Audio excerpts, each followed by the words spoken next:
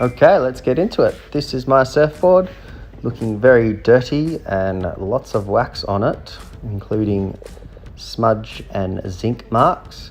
So we need to get this board nice and clean before painting. And the best thing to do to start is throw it in the sun face up for about 10 to 15 minutes. And when you can start to wipe away with your finger, you're on the right track for beginning the wax remover comb. Some people like to use a liquid, but today I'm going to show you how to use a chemical-free option. So in the kits we've got a paint scraper, which I've found to be the best tool to remove the wax after it's been melted by the sun. Then when you get to these last little bits, you'll find the wax doesn't really work. So we're going to use something like steel wool.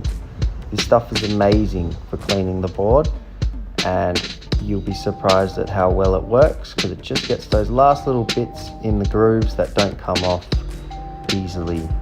So we're going to thoroughly clean the board.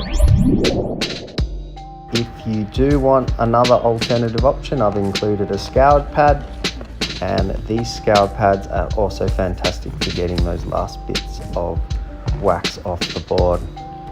It's really important you clean the board thoroughly, because if you don't, the paint won't stick as well.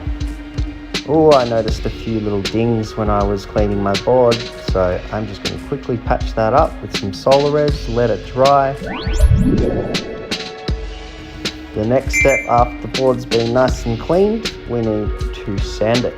This is a fine grade sandpaper, about 180 to 240 grit. Now the reason we sand the board is because it helps the paint bond better, because it creates little rough ridges and helps the paint seep into the board.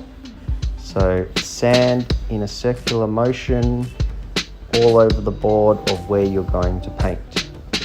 Once you've sanded the board, remove with a rag or paper towel. Board to get your bearings and make sure that you're going to get it pretty close but not exact to what you want to do.